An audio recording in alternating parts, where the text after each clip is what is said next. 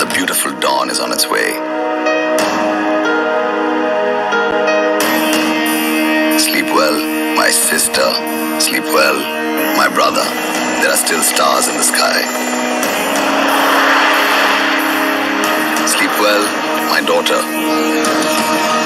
Sleep well, my son. May all your dreams be sweet. Sleep well, my motherland. While I watch over you from far above, I will let nothing come between me and all that I love.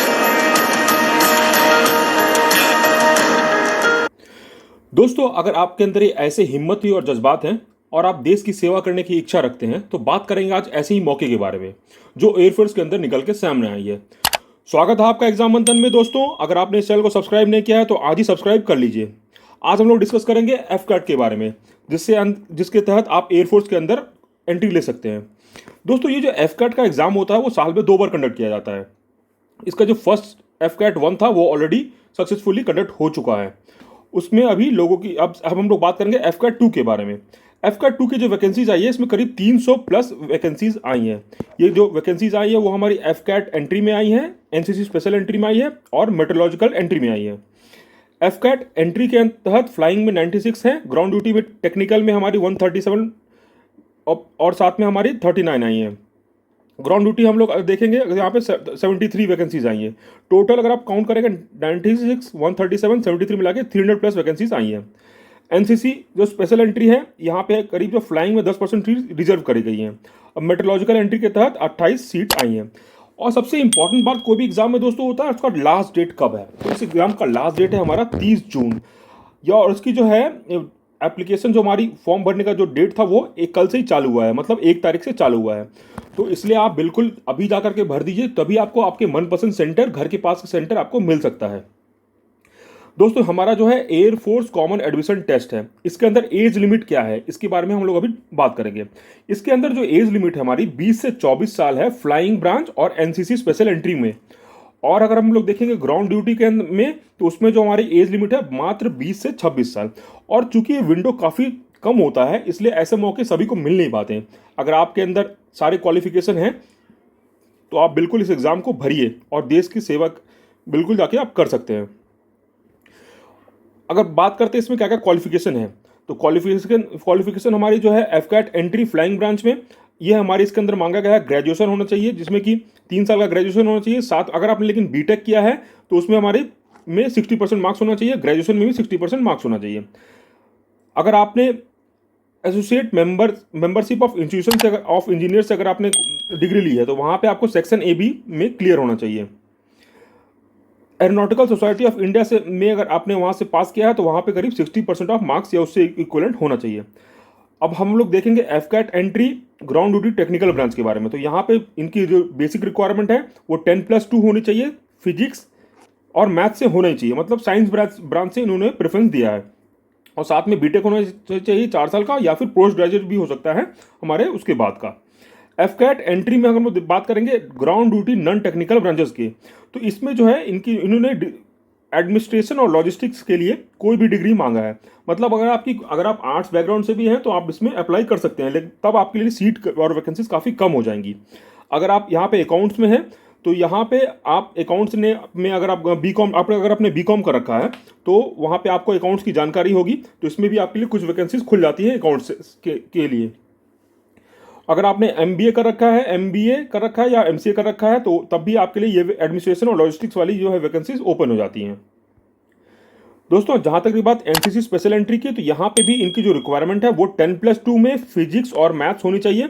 साथ में graduation या फिर आपने BTech किया हो तो उसमें 60% number इन्होंने इनकी रिक्वायरमेंट है। अगर आप मेट्रोलॉजिकल में जाना चाहते हैं तो यहाँ पे इन्होंने बोला है कि पोस्ट ग्रेजुएट की डिग्री होना चाहिए किसी भी साइंस स्ट्रीम में। अब जहाँ तक की बात दोस्तों पैसे की, तो पैसा काफ़ी बढ़िया मिलता है। यहाँ पे जो आपको स्टार्टिंग जो सैलरी है, मतलब अगर आपको स्टाइपेंड की बात करें तो स्टाइपेंड आपको ट्रेनिंग में ही करीब 56,100 मिलेगा। और आप जब इसमें ऑफिशियली ज्वाइन कर लेते हैं तब उसमें 56,100 प्लस HRA हो गया, TA हो गया और अदर अलाउंसेस मिलते हैं, जो कि करीब 80,000 से ऊपर की आपको सैलरी इसमें मिलती है। तो सैलरी वाइज भी काफ़ी अच्छे जॉब्स हैं हमारे एयरफोर्स में। इसमें एप्लीकेशन फ़ी है इसकी मात्र 250 रुपये। कुछ कुछ इंपॉर्टेंट डेट्स है जो बिल्कुल आपको ध्यान में रखना है। इसको नोटिफिकेशन जो ऑलरेडी हम 1 जून को रिलीज हो चुकी है। एप्लीकेशन फॉर्म जो है भरने का डेट है 1 जून से लेकर के 30 जून तक। इसका आप बिल्कुल वेट मत कीजिए, लास्ट तक पहले ही भर दिए तभी आपका मनपसंद सेंटर मिल सकता है। इसका एग्जाम जो कंडक्ट किया जाएगा 28, 29 और 30 अगस्त को कंडक्ट किया जाएगा। ऑनलाइन एग्जाम लिया जाएगा, अलग अलग सेंटर्स में लिया जाएगा। एडमिट कार्ड जो है इसका इशू 9 अगस्त को इशू कर दिया जाएगा। इसका जो रिजल्ट है एफकैट का वो अक्टूबर 2021 तक रिलीज कर दिया जाएगा और वो ऑनलाइन आएगा, आपको खुद जा करके वहाँ पे देखना है। मोड ऑफ एप्लीकेशन क्या है, तो इसका भी मोड ऑफ एप्लीकेशन बाकी एग्जाम की तरह भी इसका ऑनलाइन है। इसमें दो पेपर होंगे, एक होगा हमारा एफकैट और दूसरा होगा हमारा टेक्निकल ब्रांचेस के लिए EKT इंजीनियरिंग नॉलेज टेस्ट। इसमें कि आपके बीटेक या फिर ग्रेजुएशन का स्पेसिफिक जो आपने पढ़ाई करी है उसी के बारे में इसमें टेस्ट लिया जाएगा। तो सिलेक्शन प्रोसेस में इसमें 4 चरण है, 4 स्टेजेस हैं। फर्स्ट स्टेज जो है आपका यहाँ पे ऑनलाइन एग्जामिनेशन है, वो हमारा एफकैट हो गया। अगर आप इसको पास कर जाते हैं तो आपको बुलाया जाएगा एयरफोर्स सिलेक्शन बोर्ड इंटरव्यू में। ये इंडिया में 4 जगह पे कंडक्ट किया जाता है। फर्स्ट हमारा देहरादून, दूसरा है मैसूरू, तीसरा है हमारा गांधीनगर, चौथा है हमारा वाराणसी। इसी में मेडिकल भी लिया जाएगा। इसके बाद यहाँ पे फाइनल मेरिट लिस्ट बनाई जाएगी और उसके बाद आपको ट्रेनिंग प्रोवाइड किया जाएगा। सभी जगह पे आप पास होंगे तभी जाकर के आपको फाइनल सिलेक्शन माना जाएगा, क्योंकि कई लोग सेलेक्ट होने के बावजूद भी बीच में निकल जाते हैं, ट्रेनिंग नहीं पूरी कर पाते हैं। इसलिए ये 4 चरण में माना जाता है इसको।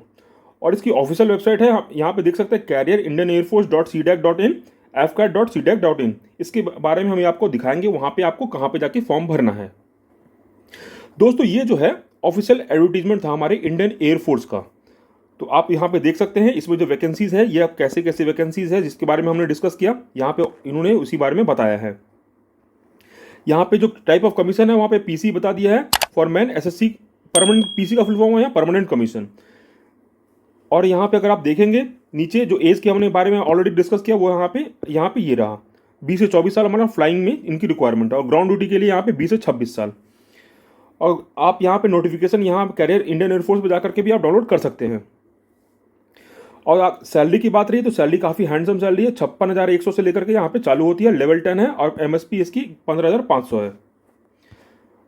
सबसे इंपॉर्टेंट बात दोस्तों क्या है कि यहाँ पे आपकी कोई भी शरीर में टैटू नहीं होना चाहिए। अगर टैटू होगा तो आप बिल्कुल वहाँ से आप रिजेक्ट कर दिए जाएंगे।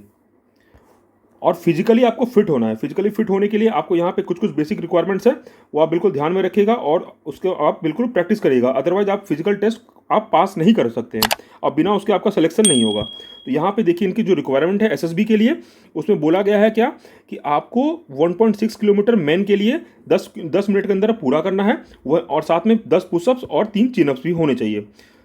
तो इस बात का भी आप बिल्कुल ध्यान रखेंगे, काफ़ी फिजिकली फिट ये हमारा एयरफोर्स में रिक्वायरमेंट है। अब हम लोग देखेंगे इसकी वेबसाइट पे चलते हैं कि वेबसाइट में कहाँ पे हम लोग जाना है। दोस्तों ये है अभी हमारी ऑफिशियल वेबसाइट, ठीक है। यहाँ पे आप fcat.cdac.inic.in पे जाकर के आप यहाँ पे देख सकते हैं। हम लोग अगर जाएंगे यहाँ पे कैरियर पे, तो कैरियर में अगर आप जाके देखेंगे तो यहाँ पे जो फ्लाइंग ब्रांच में अगर आपको यहाँ पे सेलेक्ट होते हैं तो फ्लाइंग ब्रांच में आपको फाइटर जेट, ट्रांसपोर्ट या फिर हेलीकॉप्टर उड़ाने का साथ में काम करने का मौका मिलेगा।